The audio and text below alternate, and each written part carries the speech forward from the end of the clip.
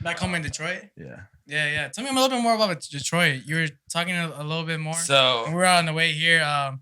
You said something interesting that they have a really big dubstep scene, like bass scene, huge dubstep in scene comparison to house music. Yeah, it's definitely more bass now. Like the bass shows just definitely seem to do better. I think I don't know why, honestly. I mean bass music is just growing everywhere, and I feel like it's a younger scene. So like a lot of the younger kids are partying more than like the older house folks, you know.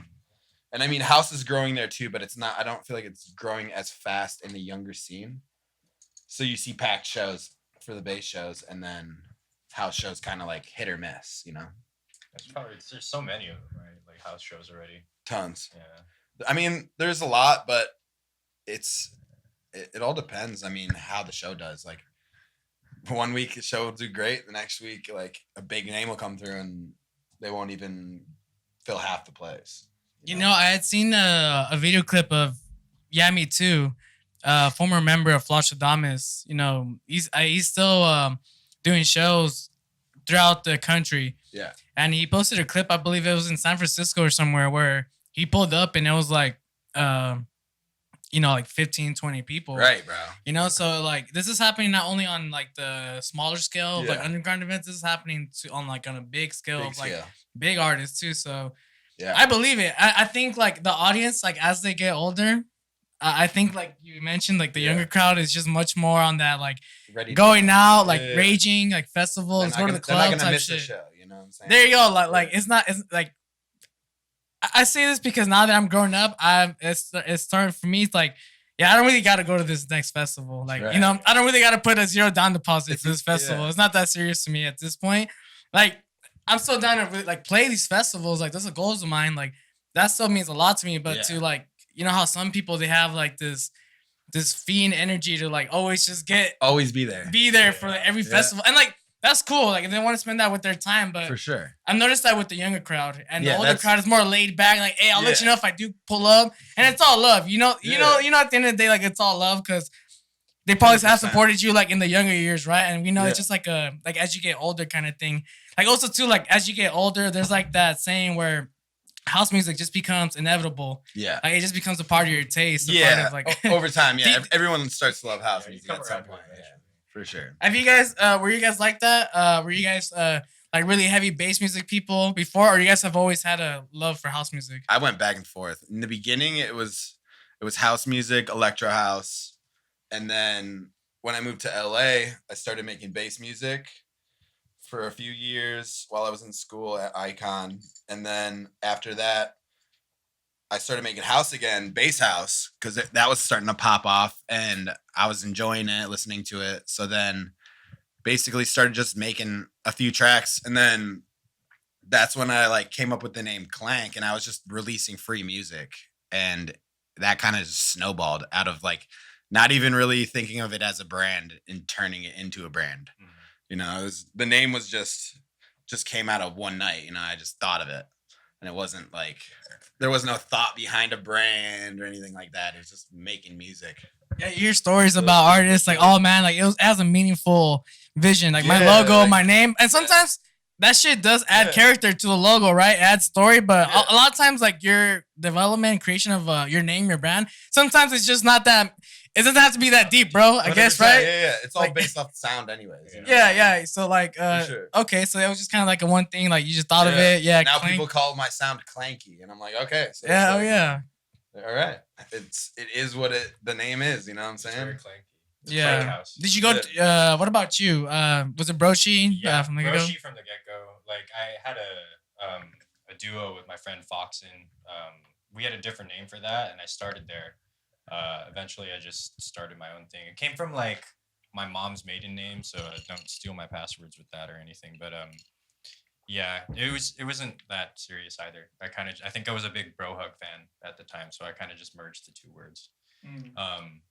But yeah, it started out like I loved house music pretty much from the start, and then I started getting into trap more, and then I just wound up going back. It's pretty much been house most of the time for me.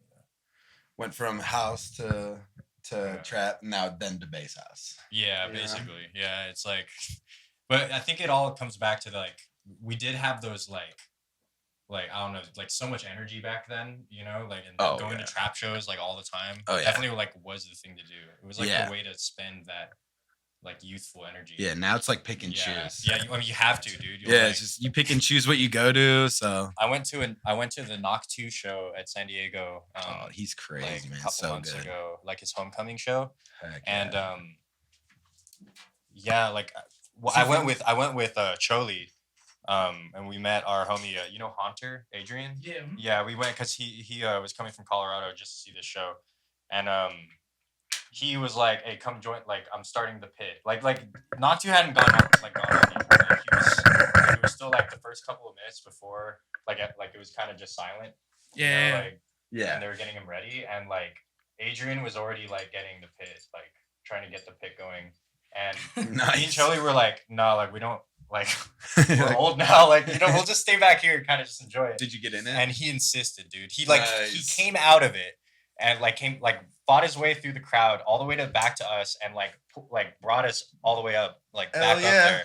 And sometimes you got to, man. Dude, we spent the entire like hour and a half set just in the pit. Basically. Hope you had some plugs in. Oh, I was yeah, I did. But like I was, dude. Like I was covered in sweat. By the end of the night, I was like, "How did I do this all the time?" Their sets his sets are so high energy though. You know it really is. You don't get a break. Like no, really, it's like drop. Like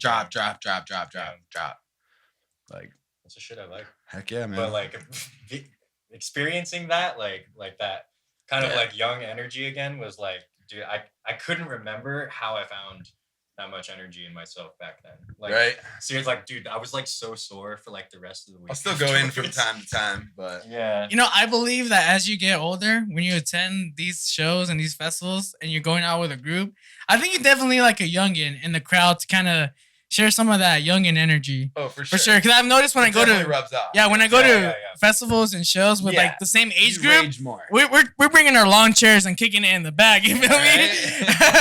But I feel like when we always bring like a new time raver, 21, 22, it's like they want to be in the front, they want to go to backstage, fucking they just trying to, you know, they're trying to do everything, and you can't discourage that, you know. No, for sure. And like, it's not like they're in the wrong. Yeah, we outside, you know, like we are trying to turn up. What the fuck you bringing the lawn chairs for? You know, like it's like, bro, 100%. This was $40, but it's a comfortable lawn chair.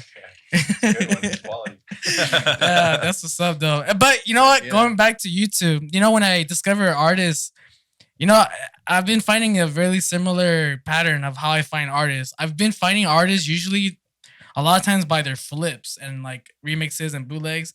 And I feel like I wanted to confess that between you two, like, and like a lot of artists that I come across, like, it's always like flips, remixes, and bootlegs I come across when I discover artists. Yeah. I feel like this was like the story for me when I discovered you, and I discovered you as well. Has this been a pattern for you guys as well when you guys discover artists? Like a lot of times it's like it's either like a remix and then it just hooks you into like all their other shit. Because I feel like that's always been like, for some reason, that's always been like the discovery process that comes out. Yeah, I mean, I think just like it's because it's coming from something that you might already know. You know what I'm saying? So like, I got you. You're already like, you might already like that song, so you're kind of already interested in it. You know. So if the flip is like a different rendition, and you like it as much or more, it's, you know, it's an easy way to someone's heart. You know what I mean? Right. They flipped you flipped their favorite song, and now that's their other favorite song. You know. So I mean, for me, it worked. I mean, I did flip after flip after flip, and those were getting played more than my original tracks in the beginning, for sure. All right. For sure. Like support from bigger artists, small artists, everywhere. And then obviously eventually I started doing more originals, and like that got more traction. But my VIP page, like that was always hidden, you know? Oh, word, for sure. Always, in the beginning at least. I don't do as many flips anymore or release as many anymore, but I still make them, you know, for live sets and stuff. Yeah. But yeah, I mean, it's fun. I think it's a really good way to discover people too. Yeah, like if it's something they know, you know, you hop right on it. You're like, oh damn, this version's so sick, you know. Hear this remix of this song. Yeah. Let me show you this one. Yeah, like it creates conversation too. You know? I think also like a lot of people DJ nowadays, and I think that's just like making flips definitely still has like a place in like people's brands and everything. Oh, it's for just sure. Like, you know, like DJs need stuff to play. That is true. A lot of people spend like a fuck ton of time just like digging, looking for like the most like low play count of Yeah, like a for remix real. of a song. I mean, that's yeah, popping you're off, all you know, right, 'cause they yeah. want something that's like a little more unique, you know? No, for sure. Yeah, That hidden so there's gold. definitely like a pretty big market for it still. It's just like the people who are looking for it, like kind of changes. But it helps that, you know, DJing's so accessible now, so like everyone's kind of looking. Yeah, and I think as an artist, like if you expand that horizon of like releasing that type of catalog, I think it really helps you out. Like bring all those listeners to your overall catalog if you do have catalog. So yeah, I think it holds a lot of value, bro, for sure. Definitely. A lot of value. And they can be done quick. Like, you know, you don't have to spend like 20 hours like you would on your original track on a flip, you know? That's true. Originals, they might take a lot more longer because you know a lot more work gets put into it. You can just like edit things that are in the original song and like reprocess, resample things, and get your sound design from what's already there. You know? Yeah, that is true. Just add some drums and boom. You know? Yeah. Side chain. There you go. Yeah, like basically that's you literally just slap the LFO tool on it. Yeah. Put your drums in. I mean, that's how like most like tech house bangers get made in like 2020, right? For sure. It's just for sure. I mean, some people just download templates, just change one shit, and then they just shamelessly just say, "Hey, it's original, fam." Straight up. But we're gonna take a little break. We're gonna change out these batteries on these wireless mics because they ain't fucking flashing, and we'll get back into this hoe. Sick. All right, so whoever wants to go first, what was your guys' like first glance at Night Bass? Like when did you? Can you guys remember the day when you guys were like, "Oh shit, what is this? Oh, this is Night Bass." All right, because I'm trying to figure out when that day was for me, bro. You know, like it's been so long ago. Like a lot of these like channels and like certain genres hit you like all at once when you're discovering shit. So like I'm trying to figure out like what that day was when I was just exposed to like Night Bass and spinning records, like you know all those labels at the time. I mean, I see you guys are rocking the Night Bass merch, so thought I'd ask this question. Gotta represent. I mean, so jacket I have. Night Bass for me, I mean, I had known about it for a while, but I wasn't like fully like into it until like honestly, like my first manager, he was talking about it. He was talking about Night Bass and AC Slater and showing me more of his music because I was more into like the heavier side of bass house at that time. That was like not so much more the UK sound, but more so like that heavy, like lots of sound design, not so much the FM synthesis, but more so like noise and re-spaces and stuff like that. So then when I found out about Night Bass, I did a bit of digging and there was like some cool artists on there like Phlegmatic Dogs, and I was just like, whoa, like blown away by that. It was instant like some of my favorite music at the time.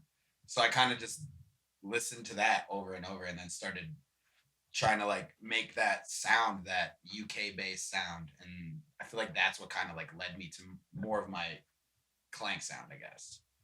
And it was like 4 or 5 years ago, probably, when I first heard of like Night Bass and like the sound. But all right, I immediately fell in love with it and was like, oh, okay, like this is cool. Like the culture's cool. There's a sick scene for it. You know, AC Slater's sick. Oh, Jack Beats is on here. I've known Jack Beats for like 10 years. Like not personally, but his music was always a big part, you know?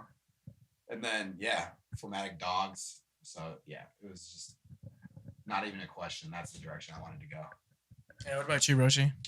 Yeah, for me, it was probably in like 2016 when I picked it up. I was kind of like just getting into house stuff.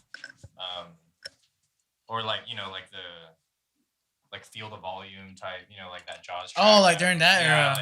Like, word. When that Jaws, came out, I was F-word. like, getting into it. And then when Night Bass came around, my friend told me about like the shows that they have at Sound, you know, like once a month or whatever. So we just went to check one out. I think I can't remember who was playing, but like we went and like there was like Wax Motif came out to kick it. Dr. Fresh came out, Jack Beats too.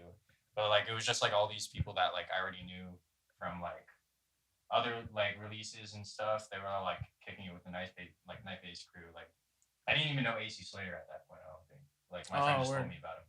But so it was like around like 2014, 2015? It was like a little bit more later. I think it was like Yeah, it was either late 2015 or like the start of 2016. It's like the same time for me. Yeah, and like, but basically, yeah, no, I just got obsessed. You know, like super. Yeah, hard. Like just going to sound and like hearing the speakers and hearing like everyone's like kicks and subs. I was just like, this is like the kind of like vibe that I kind of fuck with, you know.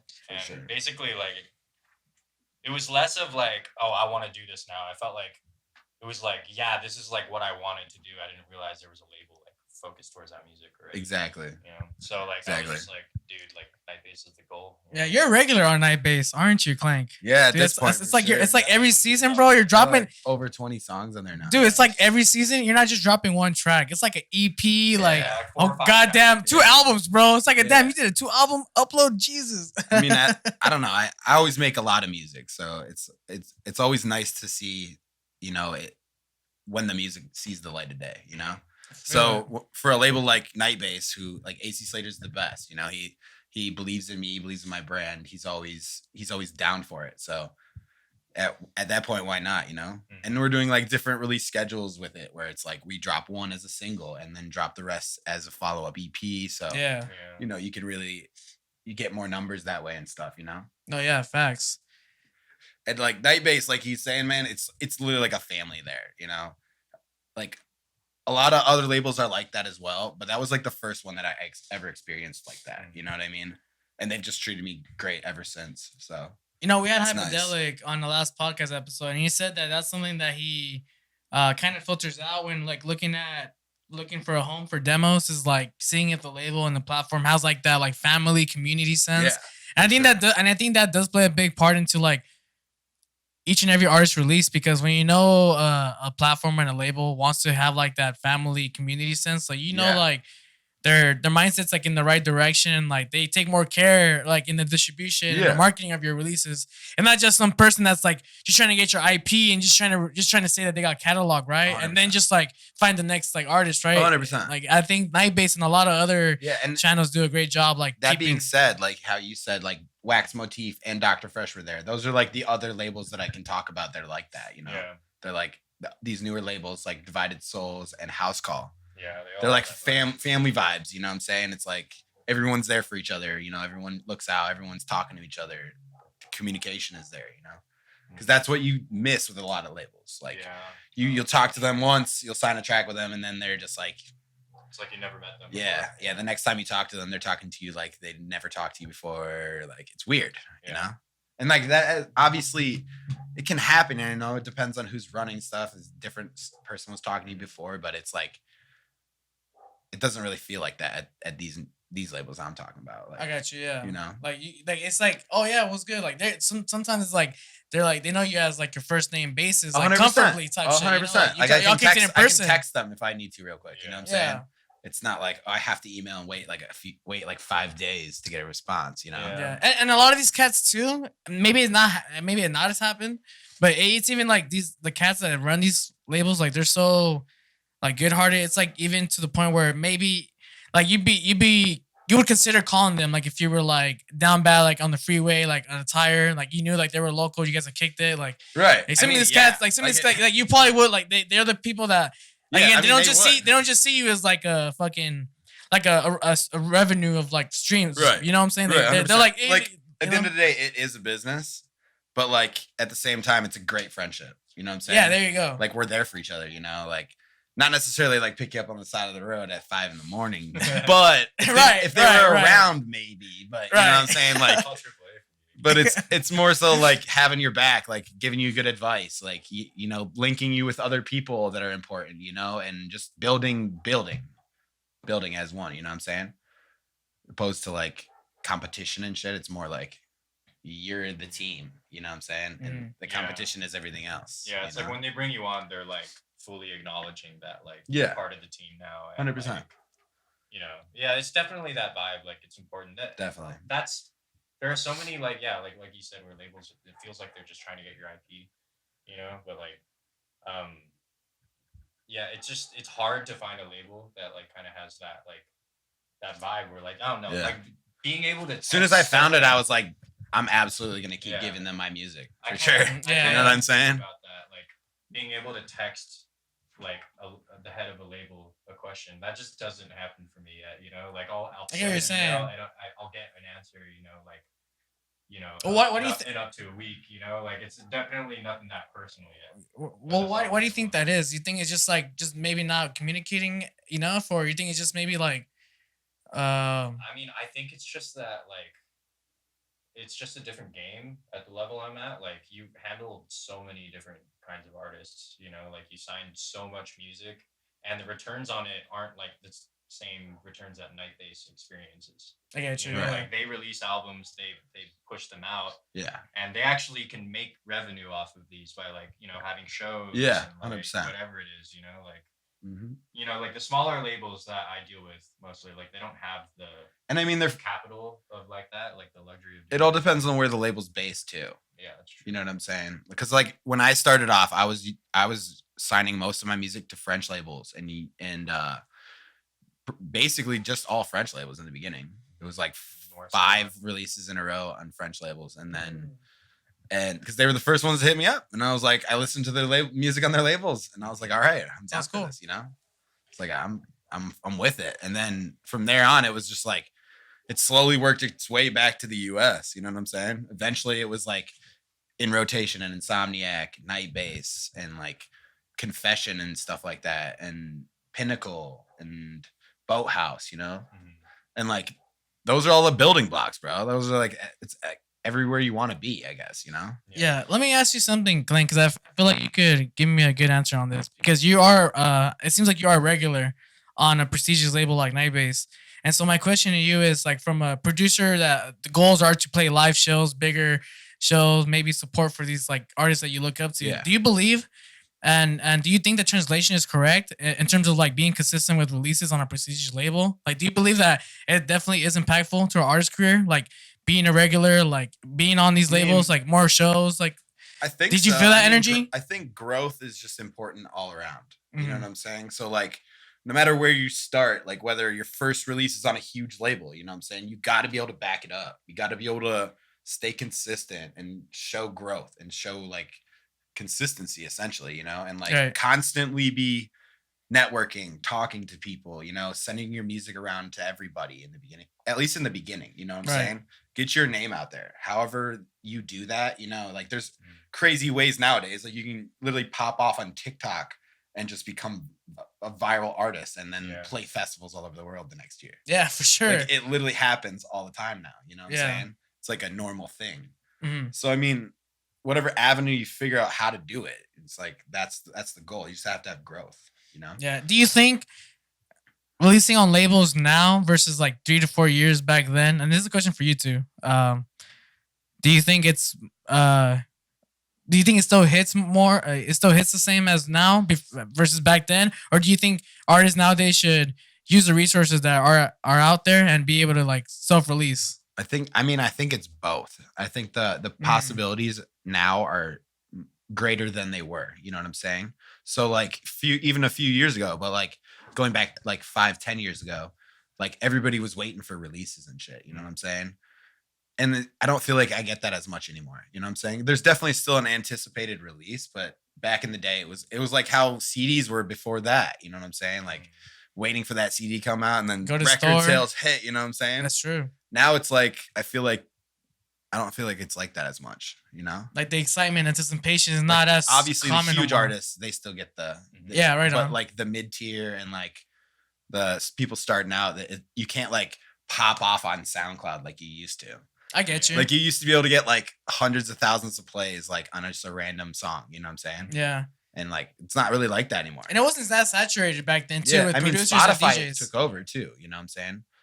Yeah, so it's super saturated. I think that like, yeah, it's like you said, like the tools are out there to like have a successful self-release and everything. Yeah. And I think it is viable, but I think what it comes down to is like, you might not have like the resources to make a successful self-release. Like you might not know the people who can get your stuff playlisted. Yeah. You might not have the money to, like put into pay promo, for the promo. Yeah. That's why labels are awesome too. Yeah, exactly. That point right there, Yeah, like it's like these. You may have the money, you may have the product already, but just the rollout There you go. Like the 100%. labels, they have experience. Yeah. Like they have Their data. their network is way bigger than mine. Yeah, for You know sure. what I'm saying? Yeah, So I think that's the main benefit of like going through label. Like it really is just like getting plugged in with people who are plugged in. But it's harder to do that on a self-release, honestly. So I think there's still a good place for pushing for label releases as much as you can as an artist. Yeah, and I think a lot of times too, especially with me as an artist, I feel like when I want to get on certain labels, I feel like it's also because I want to develop like that mainstream trust with like the average listener. Like I think it's a good enough thing to be like, oh yeah, my shit's on night bass. Oh, you're a night bass. Oh, dude, like you don't even gotta show me your music. I know the kind of artist you are. Oh, like you've been on fucking House Views. Like I know the kind of artist you are. Right. So there is all those stuff that you definitely want to get on a label because it does give that perception of I release on this label. I'm on Dim I'm on House Views. In rotation. The list goes on. So it definitely helps build your reputation. Yeah, it makes people take you seriously. It's like a badge, basically. 100%. Yeah, gym badges, right? 100%. Getting your gym badges. Yeah, it's a gym badge, exactly. Is that a DJ's journey? Just collecting all the label badges. Who would be the Elite Four in this case? Like Spinning Records, I think would be like the Elite. Spinning was a big one for sure. Spinning. That's like Mount Silver. Yeah. I don't know. Dude, Spinning's list worldwide, that was a crazy time when that happened too. It was like I was telling you earlier, I had made the song the day before, and then I got a random. Which song was that again? Elise. Elise, yeah. I randomly got an email from Spinning Records asking for demos. And you were like, oh. And I was like, well, I just made this one. Let me know what you think. They're like, yeah, we'll rush this release for next month, fam. Yeah. And actually, like, I had it named something else, and they said you should name it Elise. And I was like, okay, yeah. What was it named? What was it named before? I can't even remember. It was like something that I like read the story about the song, and I picked something out of it. I tried to put more meaning to it, and I was like, and they're like, nah, Elise. Yeah, they said you should think about a different name, and then then they said maybe use the name of the song, the original, and I was like. Because it was for Elise. Makes so sense. I just made it Elise, Okay, that makes sense. Yeah. All right, well, actually, this brings up an interesting question because you guys have had your fair share of dealing with labels, submitting. So I want to know, like, what would you guys compromise to get on a label placement? Like, I hear a lot of these stories where artists submit demos to labels and labels come back with feedback like, hey, we'll do this release if you switch this up. If you switch this up, these vocals are not in the right. We want these vocals in this place. We're really like, what? If you guys did have to compromise some things, what would it be? And if not, if it's like, nah, fuck you, I'm out. That's cool too. But honestly, what would be some compromises like for you guys, if there is any? Honestly, it would have to depend who's telling me. Interesting. Like if it's the label owner and like if AC Slater was like, yo, you should try to change this and or that, I'm definitely gonna try it. Yeah. Okay. But if it's just like some A&R who is intern trying to tell me to do too many different things to change my song up, I'm not gonna do it. Yeah. Word. I'm just gonna say, can I talk to the other A&R? Word. For sure. Okay. Or I'm gonna so like you'll stand your ground. Or I'm gonna be like, what do you think about this one instead? I got you. But yeah, I wouldn't really change too much. Maybe mix wise is cool. Like if they're like, yo, your snare is way too loud. Like, oh, okay. Yeah, that makes sense because like you want your mix downs to fit in with. You want it to like be relatively close to like the market at least. You know what I'm saying? Obviously, sense. Be original, but you don't want to have like your snare 10 dB just to do that. Right. 10 dB up. Like I think I don't know. You basically got to treat them like you would a client. Like if they're giving you like. Good feedback, then cool. Yeah, but if it's like hyper specific, where like, oh, this sound happens on this beat, I think you should switch it over like one, or like when they're asking for like specifics like that. Yeah. Just do it. See how it sounds. Or they're like, if it sounds like shit, then you can be like, hey, listen to this with your changes. I don't think it works. Like even present them their feedback and I got you. I don't think it works, but then you can also you just don't end there, obviously. Like for sure, right? I tried doing this, and is this the vibe that you actually kind of meant? Because I get you. Like you basically. But at that point, who are you writing the music for? I know. You really and your fans, or just A&R? Right. You can't do too much though. It's like you can't change your song for somebody because then it's not even like it won't even it's not you at this point. If it becomes a better result, then heck yeah. You know what I'm saying? Definitely, yeah. Don't just be like, oh no, I'm mad at this person for their feedback. Like, I know. I think that take it with a grain of salt, Like one revision is okay. Yeah. If you start going over that, then it's like, you definitely got to ask yourself that question. Like, okay, like whose track is it at this point? You know, like who made like. Do you still like it then, or yeah, no? exactly. Like, No. If it's taking that much like back and forth between like an A&R or like a label head trying to get it ready for release, it's like, all right, well, like maybe I'll just try sending you another one. That being said, though, it all depends who's talking to me. Yeah. You know what I'm saying? Because that makes sense. I'm gonna absolutely do 20 revisions if the right person is telling me to do it. And not just like feedback to say shit. I feel like the end result is gonna be better no matter what. You know? Yeah. Right. No, yeah, because I always hear a lot of like my friends who send demos, and maybe you guys have came across this or not, but they always tell me like, yeah, like I got a release on this, but I had to change some things. A lot of these things I didn't agree with, but I was willing to compromise because I wanted to get on this label. Yeah. And I feel like, a lot of times it's just maybe the artist, because they're like, they have a small leverage a lot of times, right? Yeah. Like growing artists, like they The don't. label has all the. They're leverage, scared. They're scared to like communicate. Like they're scared to pretty much like communicate back. Like hey, you know what? Maybe I don't believe in that. Like a lot of times I feel like smaller artists are just so accustomed to just say, oh, fuck it, I guess like they know what's good because I'm just smaller. Like, no, I think like you should stand your ground if you believe in like your art. Yeah, and like that's why a lot of people start their own label or their own imprint, you know what I'm saying? Because some labels don't agree with their acoustics or their mix down or like how it's hitting, you know? So they won't sign it. And then you start your own label. And I mean, I guess it's like it all depends where you're at, you know. If you're starting your own label to like release music and stuff, I wouldn't say like do that with no reputation at all, you know. Yeah, because then you're just firing it off for nothing. Yeah, but if you want to make an imprint, just a spot to release your music for sure, but it's just exclusively yours. You know what I'm saying? You're not releasing other people's music on there. Maybe other remixes of your song and stuff for sure. But like, you know, I wouldn't just full on start a label if you're just starting out. I mean, that's what self-releasing's for. Honestly. Exactly. Yeah, like you don't need to go and make a whole label. Yeah, like, for sure. I mean, but an imprint, I feel like an imprint is a good idea. You know what I'm saying? Because then you have like it's basically a label. You know what I'm saying? But it's just exclusively. Yeah, it's like your property, and it's like it's like yours. Exclusively for you. You know what I'm saying? And then because eventually, when things do pop off, or if they pop off, you can start branching out and start releasing other people's music on there, and it's already and it's your imprint. And it's already established. It's already established. It's already there, ready to go. Yeah, like for example, like I have like some sort of imprint going on, and maybe you guys have some too. Like every time I release something, like it's always under an imprint, or even if I'm distributing it, if you're distributing the music, your imprint, like if you're distributing, if you're handling it, like your imprint is on it. So it's for sure. Like I see this with we're talking about, you brought up Bro House. Yeah. You know, like the shit that Bro Hug's doing with like their channel. Yeah. It's like it's their imprint. 100%. But they're releasing other people's music under their imprint. Yeah. Label Bro House. But it's still like their shit. Like it's it's leading back to Bro Hug. You know? It's like it's exactly any label that has like a head artist. You know what I'm saying? Like even Nightbase. It's Nightbase is AC Slater's imprint. You know for sure, yeah. But he started it as a label for everyone. Yeah, so like every Nightbase release, it all kind of connects back to AC Slater in a way, you know, 100%. Like that ecosystem, bro. 100%. I guess like the majority of those like big labels that we know actually did start as imprints. I mean, 100%. Confession. House Call. Mac came from House Calls, Dr. Fresh. Dr. Fresh. Mac, Steve Aoki. Yep. Yeah. Divided Souls is only one I can think of is like Pinnacle.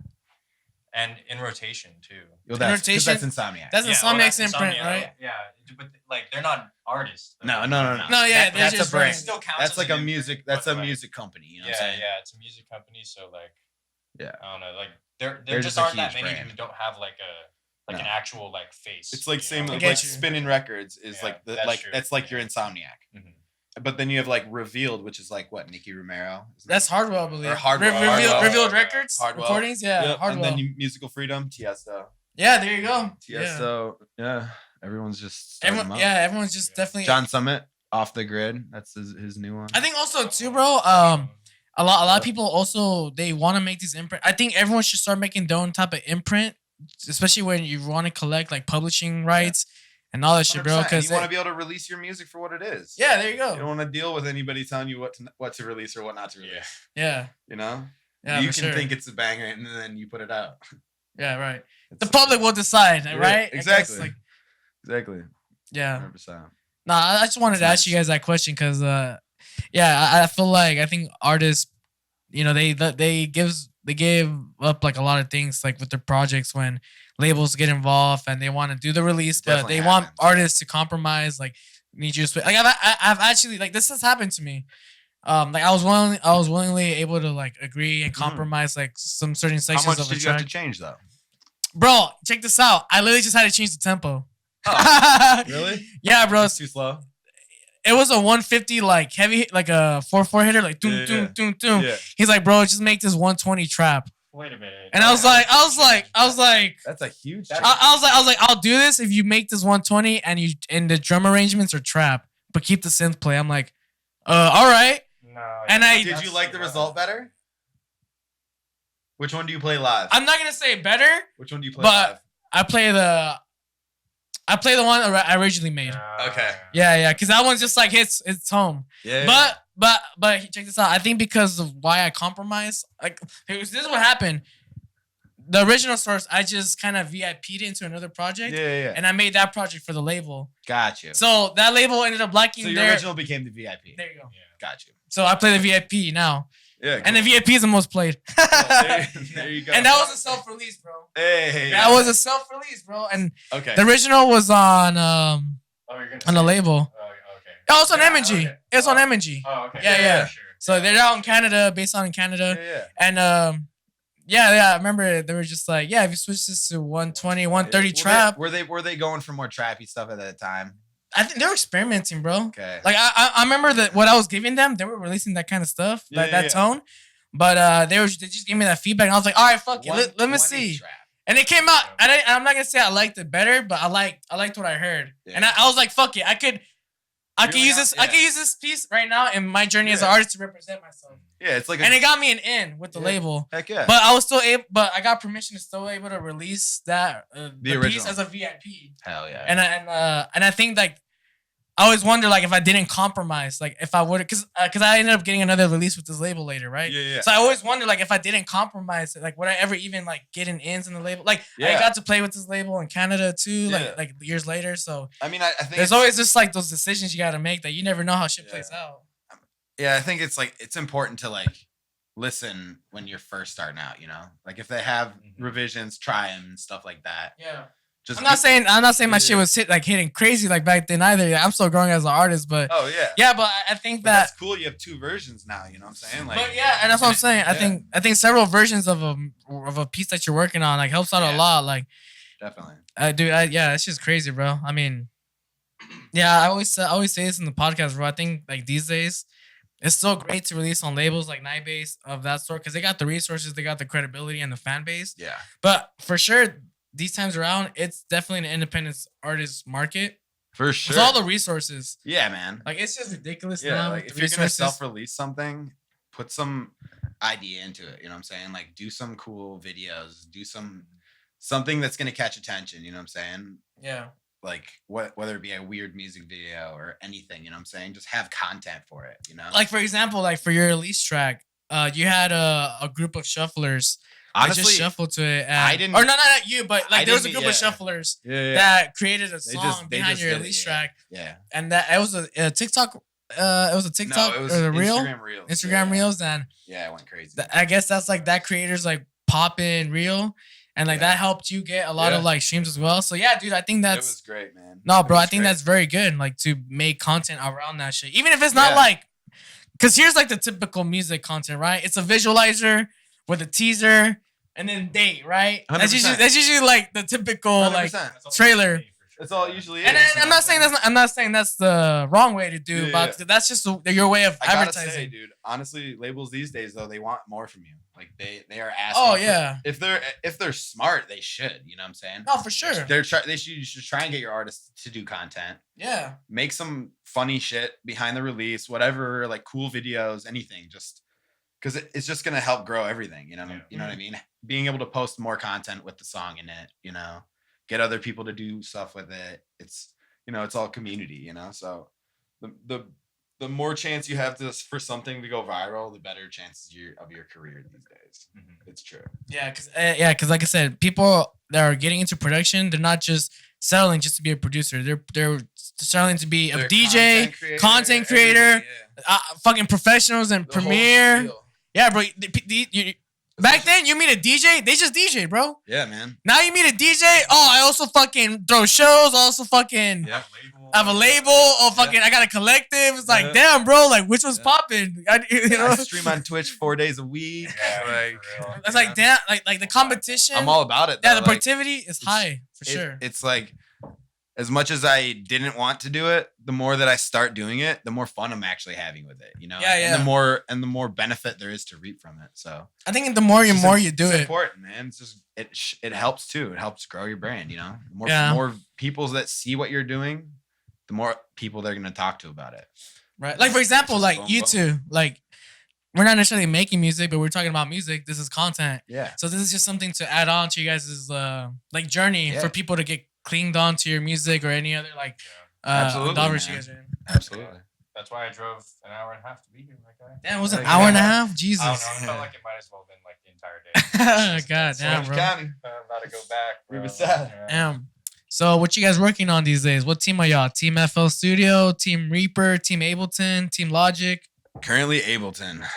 Ableton. I don't think I'll ever move out to Ableton. Did you start on Ableton? Yeah, I did. I started on Ableton and like die on Ableton. Yeah, basically. Like I know how to use Logic. I can use little Pro Tools too, but like Pro Tools. I mean, why do it? You know? Like, yeah, I started on Reason, man. Shit was Reason. Yeah. That's the one with all the wires, right? Yeah. Like, it literally looked like an analog. Yeah. View. And you had to like patch everything with like digital wires. That's still the funniest thing to me. It was so funny. Wires. But I feel like that at the time, like that could have made it easier for people that were like used to analog. You know what I'm saying? They were probably wizards with that shit. Oh yeah, man. they probably swear by it. They probably still do a bunch of their sound design and stuff. Oh, word. Because it's like all modeled off of like analog gear. Yeah, true. I mean, and it's cool too because it's like I think it makes it easier that once you actually get analog gear, it gives you a little bit of a background. Yeah, when I finally like got a chance to play with some analog gear, I kind of like was remembering some stuff from Reason.